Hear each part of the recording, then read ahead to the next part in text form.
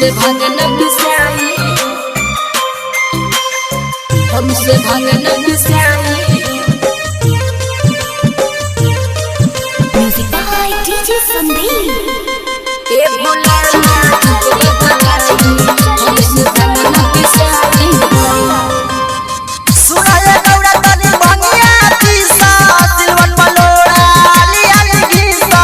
सुनाए गौरा तनी भंगिया तीसा सिलवन बलोड़ा लिया घीसा। हमसे अबन राई हो ए भोला नाजुक बा कलाई, ए भोला नाजुक बा कलाई, हमसे भांगना पिसाई हो। ए भोला नाजुक बा कलाई, हमसे भांगना पिसाई। सुनाए गौरा तनी भंगिया तीसा सिलवन बलोड़ा लिया घीसा। सुनाए गौरा तनी भंगिया तीसा सिलवन बलोड़ा लिया घीसा। हमसे अबन राई हो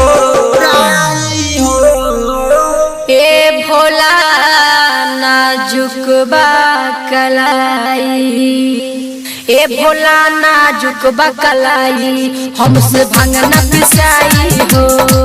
ए भोला नाजुक बा कलाई, हमसे भांगना पिसाई हो। हमसे भांगना पिसाई, हमसे भांगना पिसाई। ए भोला नाजुक बा कलाई, हमसे भांगना पिसाई हो। भांग पिस मारी पानी के पुआर। भांग पिस मारी पानी के पुआर। हम करिले तो से गोहार। ए शिवली ही बात मानी पियो छोड़ी गाजा भांग खाली करिले हम के हराम। जाता हमर मन पगलाई लावया गौरा ली चिल चराई। जाता हमर मन पगलाई लावया गौरा ली चिल चराई। दिया तुम्हार जराई। ए भोला नाजुक बा कलाई, ए भोला नाजुक बा कलाई, हमसे भांगना पिसाई हो। ए भोला नाजुक बा कलाई, हमसे भांगना पिसाई हो। हमसे भांगना पिसाई, हमसे भांगना पिसाई।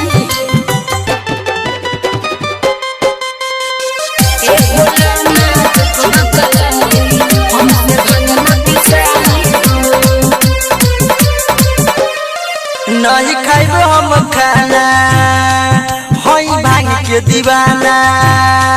नहीं खाइबो हम खाना होई भांग के दीवाना। गौरा कर जानी हम के तुमाना। आ सुनी सुनी बोले दानी हमर बुझी पारसानी रौरा करिले बड़ी माना मानी।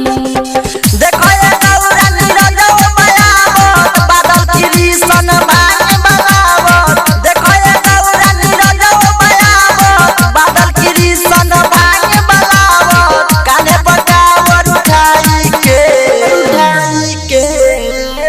ए भोला नाजुक बा कलाई, ए भोला नाजुक बा कलाई, हमसे भांगना पिसाई हो।